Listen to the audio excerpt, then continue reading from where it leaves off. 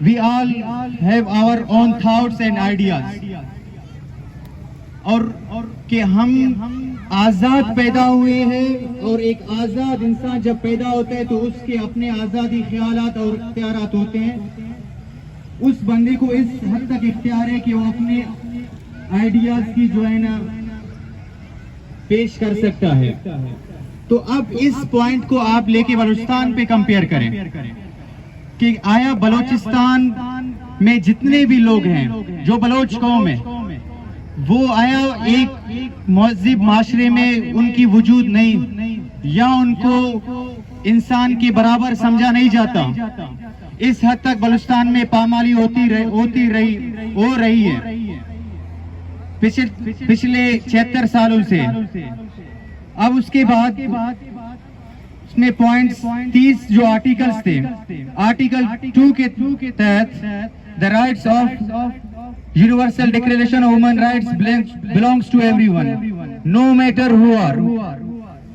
کہ ہم جو جتنے بھی جو رائٹس ہیں، یو آر جو ایچ آر کے جتنے بھی رائٹس ہیں وہ ہر انسان سے بلونگ کرتے ہیں. وہ یہ نہیں، اس کے لیے یہ ضروری نہیں کہ آپ کون ہیں، کہاں سے، کس خطے سے تعلق رکھتے ہیں، لیکن انسانی حقوق کے لیے جتنے بھی جو حقوق ہیں وہ ہر انسان کے لیے ہیں.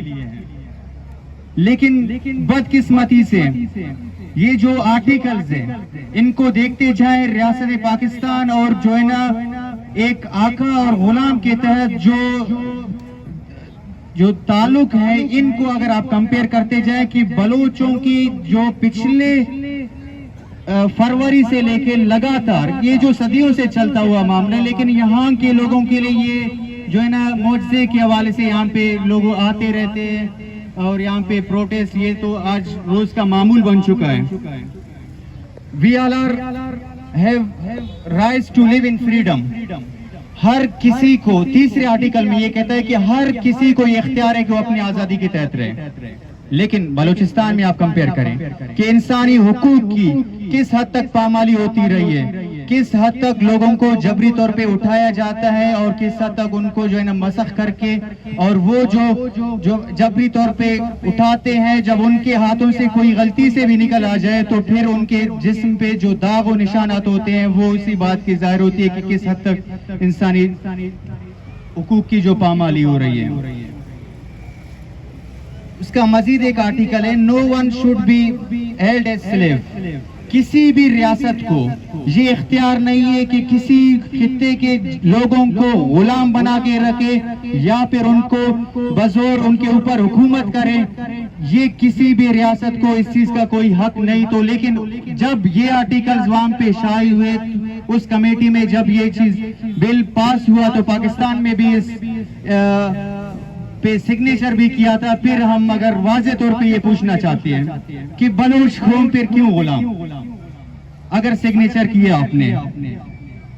اس کا مزید ایک آرٹیکل ہے، we should all have same level of protection. کہ جتنے بھی انسان ہیں ان سب کو ایک حساب سے پروٹیکشن دینی چاہیے. اگر دیکھیں باقی جتنے بھی مہذب معاشرے ان کی ہم بات نہیں کرتے ہیں، پاکستان کے اندر جتنے بھی، کبھی یہاں پہ سنا کہ جس تحت بلوچ خوار و ذلیل ہر وقت ہر سائڈ پہ جب رقص کرتا ہوا نظر آتا ہے، لوگوں کی جبری گمشدگی، مسخ کیے گئے لاشیں پائے جاتے ہیں. کیا بلوچ بھی انسان نہیں؟ بلوچ کے اوپر آخر وہ جنگل کی قانون اب تک کیوں لاگو ہے؟ یہاں ابھی نندن کو، کلبھوشن کو، ان ابھی نندن کو واپس وہاں پہ پہنچایا جاتا ہے، ان کو بحفاظت وہاں پہ دیا جاتا ہے، انڈیا کے حوالہ کیا جاتا ہے. کلبھوشن کو لے کے ان کو جو ہے نا قانونی تحت عدالت میں پیش کی جاتی ہے، اس کی والدہ سے اس کو کال پہ بات کرائی جاتی ہے.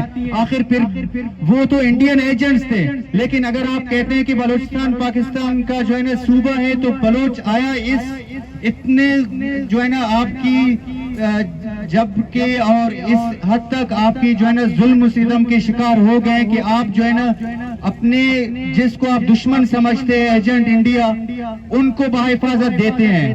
تو پھر یہاں پہ وہی بات آتی ہے کہ آپ خود اس چیز کا اندازہ کر سکتے ہیں. اور آج کے اس پروٹیسٹ کے توسط سے ہم یہاں پہ یہ پروٹیسٹ کرنے کے بعد یہاں پہ یہ جس ریاست نے اس آرٹیکل پہ اس بل پہ سگنیچر کیا تھا وہ خود اس چیز پہ عمل درآمد نہیں کرتا. آپ جائیں 1 سے لے کر 30 تک کے جتنے آرٹیکلز ہیں سارے اٹھائیں. ہر ایک آرٹیکل کی ریاست پاکستان نے بلوچستان کی وائلیشن کی ہوئے بلوچ قوم کے اوپر.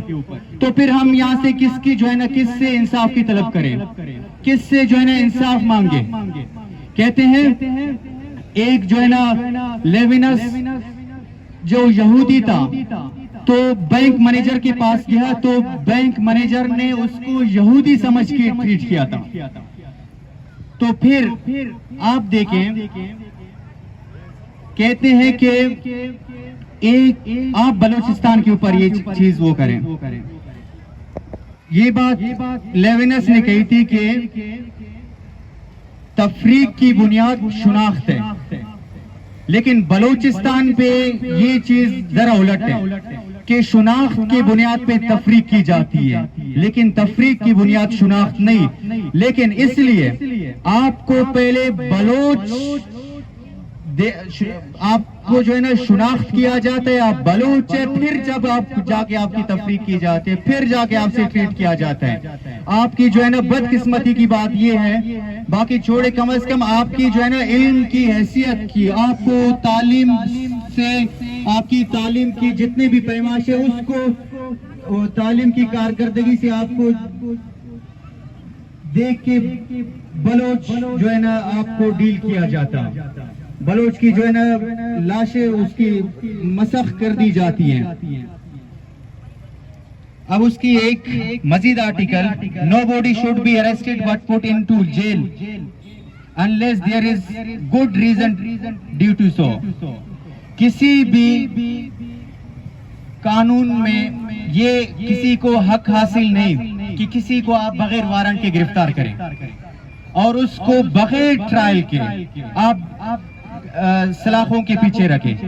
ایسی یہاں پہ مائیں بہنیں ہیں جو پچھلے 15 سالوں سے 14 سالوں سے 12 سالوں سے اپنے بھائی اپنے والد صاحب اپنے بیٹوں کے لیے در در کی ٹھوکریں کھاتے رہے. تو ہر حقوق کی پامال ہوتی جا رہی ہے. آج کی ہم پروٹیسٹ کی توسط سے اس ریاست سے کبھی ہم ڈیمانڈ شاید آج کے دن ہم نہیں کریں کہ آپ جو ہے نا بلوچ کو انصاف مہیا کریں. کس بات کے تحت کس آرٹیکل پہ آپ نے عمل درآمد کیے کہ آپ سے آئیں کہیں کہ بھئی آپ جو ہے نا universal declaration of human rights کے جو 1948 میں وہاں پہ پیش کی گئی تھی. اس میں مزید if we are at risk of harm we are the right to go another country to seek protection. اس میں یہ بھی ہے کہ اگر آپ اپنے خطے میں آپ کو جو ہے نا آپ خطرہ محسوس کرتے ہیں تو آپ کو بالکل حق ہے کہ آپ کہیں پہ جا کے اسائلم لے سکتے ہیں. تو اس آرٹیکل پہ دیکھیں, بانو کریمہ کی آپ مثال لے لیں, آپ جو ہے نا ساجد حسین کی مثال لیں, آپ ثاقب بلوچ کی مثال لیں. کیا یہاں پہ اس آرٹیکل پہ علم درآمد ہو رہی ہے؟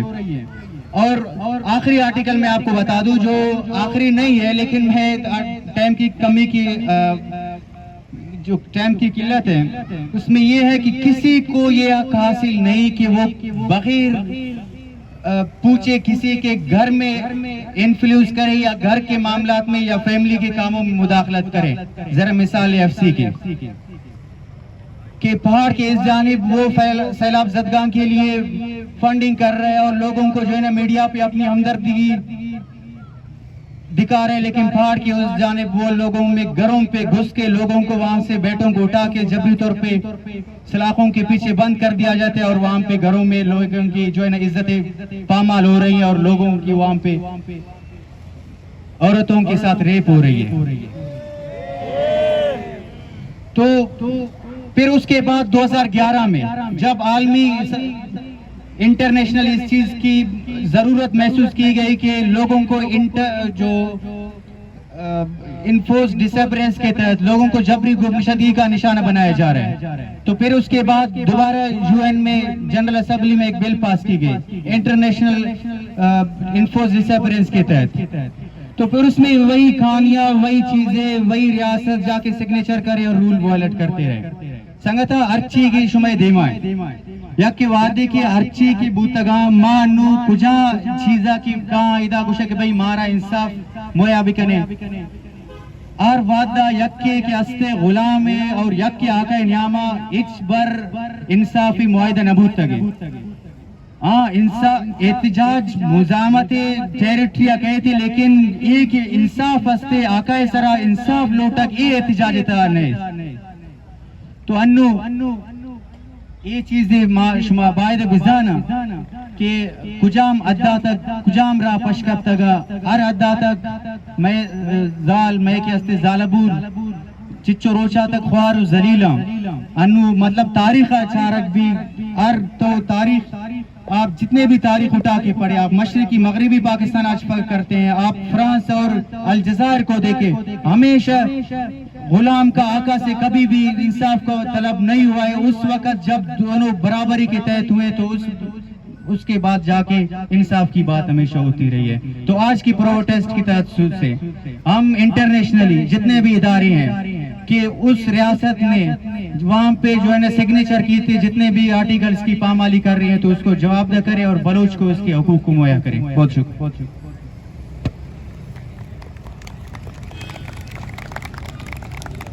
عید سلام بلوچ جنہوں نے اپنی خیالات کا اظہار کیا اور وہ کہہ رہے تھے کہ یہ جو آرٹیکلز وغیرہ انہوں نے خود بنائے ہوئے ہیں، ریاست پاکستان نے خود ان پہ سگنیچر کیا کہ ہر انسان کو حق ہے اگر اس کے ساتھ زیادتی ہو رہا ہے تو وہ اس پر بات کرے، لیکن بلوچستان میں یہ چیزیں الٹا ہیں. اگر ہم دیکھیں تو بلوچستان میں جتنے بھی پولیٹیکل ورکرز ہیں یا پولیٹیکل ورکرز تھے انہوں نے بلوچستان کی محرومیوں کے بارے میں بات کی، تو 12 سال سے وہ آج زنگ زدہ زندانوں میں بند ہیں. ان کے فیملی ممبرز کو پتہ نہیں کہ وہ کہاں پہ ہیں. اور آج کے 21ویں صدی کے اس دور میں جہاں پہ اس ملک کے دوسرے جو قومی ہیں وہ ترقی کی طرف گامزن ہیں، لیکن جو بلوچ ہے وہ آج ماتم بنا رہا ہے. روز مسخ شدہ لاشیں پھینکی جاتی ہیں. بلوچستان میں اس طرح کوئی گھر نہیں ہے کہ وہاں سے کوئی لاپتہ نہیں ہے. یا CTD کے نام سے مسنگ پرسنز کو فیک انکاؤنٹر میں مارا جاتا ہے. اور افسوس کی بات تو یہ پھر اس طرح کا پروپیگنڈا کیا جاتا ہے کہ مسنگ پرسنز جو تھے وہ مسلح تنظیم کے ساتھ جڑے تھے. اپنے ناکامی کو ثابت کرنے کے لیے فیک ویڈیوز بنائے جاتے ہیں اور نیوز میں دیے جاتے ہیں. جو نیوز ہو یا کوئی بھی مین اسٹریم میڈیا ہو وہاں پہ شیئر کیے جاتے ہیں کہ بھئی یہ جو مسنگ پرسنز تھے یہ مسلح افراد کے ساتھ جڑے تھے. تو پروٹیسٹ کو آگے بڑھاتے ہوئے میں افرا سیاب کٹک صاحب کو اسٹیج پہ بلانا چاہوں گا کہ وہ اپنے خیالات کا اظہار کریں.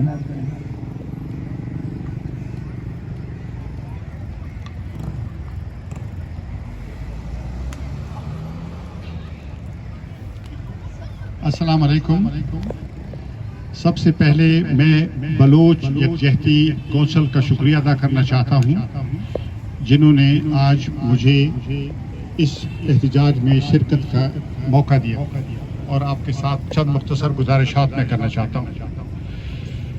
بات یہ ہے کہ ہم پاکستان میں ایک آئین کے تحت رہتے ہیں، آئین جس کے اندر افراد کے حقوق، صوبوں کے حقوق، علاقوں کے حقوق، کمیونٹیز کے حقوق درج ہیں. لیکن بڑے افسوس کی بات ہے کہ پاکستان میں آئین پر عمل درآمد نہیں ہو رہا، اور یہ کوئی بہت تازہ بات نہیں ہے.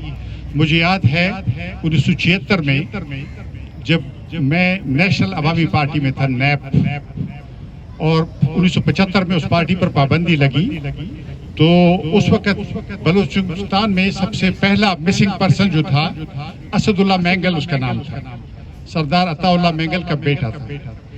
اور وہ کراچی سے ایک دوسرے ساتھی سمیت اٹھا لیا گیا اور پھر اس کا پتہ نہیں چلا. پھر جب ہم لوگ جیل میں تھے اگست 1970 میں جب اس وقت کا martial art administrator general Zia ul-Haq Hyderabad jail آیا اور اس نے ملاقات کی خان عبد الولی خان سے، میر غوث بخش زنجو سے، عطا اللہ مینگل سے، نواب خیر بخش مری سے، تو سردار عطا اللہ مینگل سے ملاقات میں اس نے کہا کہ آپ کا بیٹا زندہ نہیں ہے۔ اس وقت تک ان کی وفات کی خبر کنفرم نہیں تھی۔ جب ضیاء الحق نے یہ کہا اور عطا اللہ مینگل واپس جیل میں ہمارے احاطے میں آئے تو پھر ہم لوگ اکٹھے ہوئے اور ہم نے اس کی فاتحہ پڑھی۔ وہ پہلا وہ تھا مسنگ پرسن تھا۔ اس کے بعد یہ کہانی چلتی ہے مختلف وقتوں میں، اور آپ نے دیکھا کہ یہ جو بلوچستان کے اندر ملٹری آپریشن ہے جو شروع ہوا جنرل مشرف کے دور میں 1905 اور 1906 میں، اور جو اب تک جاری ہے، اس کے دوران بہت کچھ ہوا ہے۔ جنگ ہوئی ہے، لوگ مارے گئے ہیں، لوگ اٹھائے گئے ہیں، مسخ شدہ لاشیں پھینک کی گئی ہیں، اور یہ جو میرے دوست نے مجھ سے پہلے کہا یہ ساری چیزیں ہوتی رہی۔ ہم یہاں آج یہ بات کہنے کے لیے اکٹھے ہوئے ہیں کہ دیکھیں یہ ملک آئین کے تحت چلے گا۔ اگر آئین کی رسی ہم سب پکڑ لیں تو اتحاد ہوگا، لیکن اگر آپ اس کو پھینک کے غلامی کی زنجیر میں لوگوں کو باندھیں گے تو اتحاد نہیں ہوگا، اور اس طرح ملک نہیں چلتے۔ اور یہ ہمارے سامنے ہوا ہے، یہ کوئی ایسی بات نہیں، صرف کتابوں کی بات نہیں ہے۔ میں آپ کو بتانا چاہتا ہوں، میں جنرل ایوب خان کے خلاف جو تحریک چلی 1968 میں نے اس میں سیاست میں میں نے حصہ لیا، یعنی 50 سال سے زیادہ مجھے ہو گئی۔ میرے سامنے بہت ملک ٹوٹے ہیں، میں نے دیکھا ہے ملکوں کو ٹوٹتے ہوئے دیکھا ہے۔ سب سے پہلے میں نے پاکستان کو ٹوٹتے ہوئے دیکھا 1971 میں اس وقت پشاور یونیورسٹی میں پختون اسٹوڈنٹ فیڈریشن میں اسٹوڈنٹ ایکٹیوسٹ تھا۔ ہم نے مظاہرے کیے کہ بنگال میں فوجی آپریشن بند کرو۔ ہم نے کہا کہ یہ ظلم ہے اور ظلم کا نتیجہ اچھا نہیں ہوگا، لیکن ڈکٹیٹر جنرل یحییٰ خان نے ہماری بات نہیں سنی۔ بلکہ میں آپ کو بتانا چاہتا ہوں کہ نومبر 1971 میں جنرل یحییٰ خان کی مارشل لاء نے نیشنل عوامی پارٹی پر پابندی لگائی، یعنی دسمبر میں سکوت ڈاکہ ہوا، اس سے ایک مہینہ پہلے ہماری پارٹی پر پابندی لگائی، کیونکہ ہم مطالبہ کر رہے تھے کہ مذاکرات کرو بنگالیوں سے۔ بنگالیوں نے پاکستان بنایا تھا۔ یہ جو ابھی ہم جس جگہ کھڑے ہیں یہاں پر 1946 میں جب آخری الیکشن ہوا تھا کسی جگہ مسلم لیگ نے الیکشن نہیں جیتا تھا، یعنی لوگوں نے پاکستان کے حق میں ووٹ نہیں دیا تھا، ووٹ دیا تھا بنگال نے۔ سب سے زیادہ بنگالی پاکستان بنانے کے لیے بے چین تھے، اور انہوں نے لیکن 1971 میں جیسے ان کو قتل عام کیا گیا، جیسے ان کے ساتھ ظلم کیا گیا، وہ علیحدگی پر مجبور ہو گئے۔ ہم نے کہا یہ نہیں کرو، اور ہمارے اوپر پابندی لگی۔ اس کے بعد بھی میں آپ کو بتانا چاہتا ہوں کہ یہ سلسلہ اب تک چل رہا ہے، لیکن اب آج یہ سوال میں اٹھانا چاہتا ہوں کہ اگر پاکستان کی پارلیمنٹ، اگر پاکستان کی انتظامیہ، اگر پاکستان کی عدلیہ، جو 3 ادارے ہیں، ریاست کے بنیادی ادارے ہیں، اگر وہ مظلوموں کو انصاف فراہم نہیں کر سکتے تو اس کے معنی یہ ہیں کہ یہاں آئینی ریاستی نظام ختم ہو گیا، اس کی موت کا اعلان ہے۔ جب عدالتیں مظلوم لوگوں کو انصاف نہیں دے سکتی، بیواؤں کو انصاف نہیں دے سکتی، بچوں کو انصاف نہیں دے سکتی، 14 سال سے گم لوگوں کو انصاف نہیں دے سکتی، انسانی بحران کو حل نہیں کر سکتی، تو آئینی ریاستی نظام ختم ہو گیا ہے۔ اگر یہ ختم ہو گیا ہے تو کسی نے سوچا ہے کہ اس کا انجام کیا ہوگا؟ کسی نے سوچا ہے کہ بندوق کے زور سے ریاستیں نہیں چل سکتی؟ یہ ہم نے دیکھا یوگوسلاویہ میں، یہ ہم نے دیکھا سوویت یونین میں۔ سوویت یونین میں اتنے ایٹم بم تھے کہ ان کے گوداؤں میں رکھنے کی جگہ نہیں تھی، لیکن وہ ایٹم بم سوویت یونین کو نہیں بچا سکے، کیونکہ اندر سے ملک کھوکھلا ہو گیا تھا۔ ان اندر سے پاکستان کو کھوکھلا کیا جا رہا ہے، اور اس کھوکھلے ہونے کی بہت بنیادی وجہ جو ہے وہ یہاں پر ایک غیر اعلان شدہ مارشل لاء ہے۔ یہاں جرنیل شاہی ہے، جرنیلوں نے اس نظام پر قبضہ کیا ہے۔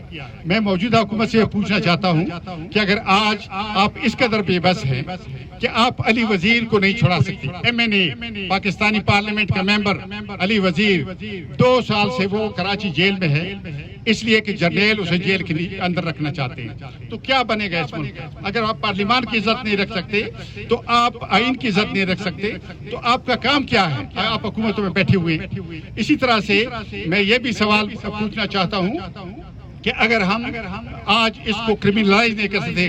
یعنی پی ٹی آئی کی حکومت نے کہا کہ انہوں نے قومی اسمبلی نے قانون پاس کیا, گمشدہ افراد کو اٹھانے والے جو ہیں وہ مجرم ہیں, یہ قانون تھا, ان کو سزائیں ملنی چاہیے. وہ کہتے ہیں قومی اسمبلی سے آتے ہوئے سینٹ میں گم ہو گیا. دیکھیں نا, جہاں آئین گم ہو جاتے ہیں تو مجھے خدشہ ہے کہ خدا نخواستہ آپ اس ملک کو گم نہ کر دیں, کیونکہ یہ تو گم, اگر اس طرح کی چیزیں گم ہوتی رہیں تو پھر کیا چیز بچے گی. میں سینٹ میں تھا, میں سینٹ کی انسانی حقوق کمیٹی کا چیئر پرسن تھا. میرے ساتھ رضا ربانی صاحب, فرت اللہ بابر صاحب, نسرین جلیل صاحبہ اور سینیٹر بھی تھے. ہم نے 2013 میں ایک تجویز پیش کی سینٹ میں, اور سینٹ نے اس کو اتفاق رائے سے پاس کیا. ہم نے کہا کہ پاکستان کی انٹیلیجنس ایجنسیوں کے لیے قانون بنائیں, کیونکہ یہ ایجنسیاں لوگوں کو اٹھاتی ہیں, اور پھر چونکہ ان کو اٹھانے کا اختیار نہیں ہے, یہ غیر قانونی کام کرتی ہیں, تو پھر یہ تردید کرتے کہتے ہیں ہم نے نہیں اٹھایا. ہم نے کہا کہ اس کے لیے قانون بنانا چاہیے, اور سینٹ نے اس تجویز کی منظوری دی. 2013 میں اس وقت نواز شریف صاحب کی حکومت تھی, انہوں نے قانون نہیں بنایا. اس کے بعد 2015 میں دوبارہ یہ تجویز سینٹ نے منظور کی. میں آج پھر اس تجویز کو دہراتا ہوں کہ پاکستان کی انٹیلیجنس ایجنسیوں کے لیے, خصوصاً انٹر سروسز انٹیلیجنس یعنی ISI کے لیے قانون بننا چاہیے, کیونکہ لوگوں کے اٹھانے میں ان کا ہاتھ ہے, اور اس کے مطابق, اس قانون کے مطابق ان کے دائرہ اختیار کا تعین کرنا چاہیے. تو یہ اس کا حل ہے. اور اسی طرح سے آج چونکہ دن ہے بین الاقوامی جو ڈس اپیئرڈ لوگوں کا دن ہے, جو غائب کیے گئے لوگ ہیں ان کا عالمی دن ہے, اس لیے ہم یہ بھی مطالبہ کرتے ہیں کہ پاکستان اس کنونشن پہ دستخط کرے جو اقوام متحدہ نے گمشدہ لوگوں کے بارے میں منظور کیا تھا 2011 میں. پاکستان کو دستخط کرنا چاہیے اور اس کے مطابق ایک اندرونی قانون بھی بنانا چاہیے. آج ہم ایسے وقت میں اکٹھے ہوئے ہیں کہ ہمارے ملک میں سیلاب آیا ہوا ہے, اور ہمیں اپنے ہم وطنوں کا خیال ہے پورے ملک کے اندر جو ہیں, لیکن ہم مجبور ہیں کیونکہ آج کا دن عالمی طور پر گمشدہ لوگوں کا دن ہے, تو اس لیے آج ہم یہ مطالبہ کرنے اکٹھے ہوئے ہیں. اگرچہ ہماری دعائیں اور ہمارے دل, ہمارے جو لوگ سیلاب زدہ ہیں ان کے ساتھ بھی ہیں, لیکن آج ہم یہ مطالبہ کرنے کے لیے اکٹھے ہوئے ہیں. اور آج جو بلوچستان میں کوئٹہ میں گورنر ہاؤس کے باہر لوگ بیٹھے ہوئے ہیں, ہم ان کے ساتھ بھی یکجہتی کا اظہار کرنا چاہتے ہیں. ہمارے دل اور ہمارے خیالات ان کے ساتھ ہیں, ہم ان کے ساتھ کھڑے رہیں گے انشاءاللہ. اور ہم انشاءاللہ جب تک ایک ایک گمشدہ آدمی رہا نہیں ہو جاتا, ہماری جدوجہد جاری رہے گی. ہم نے انگریز کے خلاف جدوجہد اس لیے نہیں کی تھی کہ ایک نئی غلامی میں ہمیں دھکیل دیا جائے. ہم غلامی کبھی قبول نہیں کریں گے. پشتون, بلوچ, سندھی, پنجابی, سارے سرائکی, سارے لوگ اس ملک کے, وہ غلامی قبول نہیں کریں گے, چاہے وہ جرنیلوں کی ہو چاہے کسی اور کی ہو. آئین کے تحت اس ملک کو ہمیں اکٹھا رکھیں گے اور وفاقی جمہوری مملکت قائم کرنے کے لیے ہم جدوجہد کریں گے. اس لیے میں آپ کو یقین دلانا چاہتا ہوں کہ آپ کی جدوجہد رنگ لائے گی. ہم نے بڑی یہ طوفان دیکھے ہیں, تاریخ راتیں دیکھی, یہ ختم ہو جائیں گے انشاءاللہ, یہ کبھی نہیں رہیں گے. اور آپ بلوچ نوجوانوں سے آپ تعلیم پر بھی توجہ دیں, کیونکہ آپ کی قوم کو تعلیم یافتہ لوگوں کی ضرورت ہے. مجھے دکھ ہے کہ بلوچ تعلیم یافتہ لوگوں کو نشانہ بنایا جا رہا ہے. یہ جینوسائیڈ ہے, یہ نسل کشی ہے. آپ دیکھیں نا, لالا فہیم کو کراچی میں اغوا کیا گیا. کتابیں چھاپنا جرم ہے, کتابیں پھیلانا جرم ہے. تو اس لیے یہ بھی یہ بلوچ نسل کشی ہے, اس کو بند ہونا چاہیے. یہ جو ہے بلوچوں کا بھی ملک ہے, سندھیوں کا بھی ملک ہے, پشتونوں کا, پنجابیوں کا, سب سرائکیوں کا, سب کا ملک ہے. اگر آپ اس کو سب کو متحد رکھنا چاہتے ہیں تو آپ کو سب کے حقوق کا خیال رکھنا ہوگا, سب کی عزت کا خیال رکھنا ہوگا. اگر آپ یہ نہیں کریں گے تو دیکھیں, یہ تو پھر یہ 1971 والی کہانی پھر آپ دہرائیں گے, جس کا کسی کو فائدہ نہیں ہوگا. میں آپ سب لوگوں کا شکریہ ادا کرنا چاہتا ہوں اور آپ کو یقین دلانا چاہتا ہوں کہ آئندہ بھی ہم انشاءاللہ آپ کی جدوجہد میں آپ کا ساتھ دیں گے. میں آپ کا شکریہ ادا کروں. بہت شکریہ سر. ہزاروں بلوچوں کو لاپتہ کر کے, انہیں جبری گمشدہ کر کے ان کو تاریخ زدہ زندانوں میں پھینکا جاتا ہے.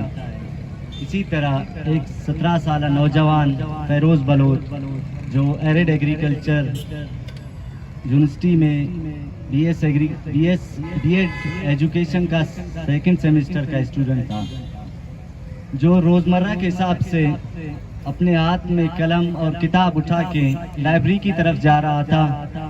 تقریباً 4 بجے کا ٹائم تھا, اس کو اٹھایا گیا. اس کے بعد آج تک کسی کو معلوم نہیں ہو سکا کہ فیروز بلوچ کہاں ہے. ہم ریاست سے پوچھنا چاہتے ہیں کہ فیروز بلوچ کے ہاتھ میں قلم اور کتاب تھے, آپ کو اس کی کتاب اور قلم سے کیا خطرہ تھا؟ فیروز بلوچ کے لیے ہم نے متعدد احتجاج اور پیس واکس ریکارڈ کیے، لیکن ہماری کوئی سنوائی نہیں ہوئی. ہم نے مجبور ہو کر یونیورسٹی کے سامنے 4 روزہ کیمپ بھی لگایا، لیکن پھر بھی ہماری سنوائی نہیں ہوئی، نہ ہمیں کوئی مطمئنہ جواب ملا. فیروز کا کیس جب چل رہا تھا تو اس کا بوڑھا والد 2 ہفتے تک یہاں عدالتوں کا چکر کاٹتا رہا. لیکن افسوس کی بات ہے، جس دن فیروز کی کیس کی سنوائی تھی ان کے والد صاحب بھی کورٹ میں موجود تھے، اور اسی دن فیروز کے کیس کو ڈسمس کیا گیا. اس کے بعد تقریباً 4 مہینے پورے ہو رہے فیروز بلوچ کی مسنگ کو، لیکن ابھی تک اس کا کوئی پتہ نہیں ہے. ہمیں پتہ نہیں وہ کس حال میں ہے. ہم قانون نافذ کرنے والے اداروں سے درخواست کرتے ہیں کہ ہمارے بلوچ طلبہ ہوں یا ٹیچرز ہوں، مزدور ہوں، جتنے بھی لاپتہ افراد ہیں ان کو بازیاب کیا جائے.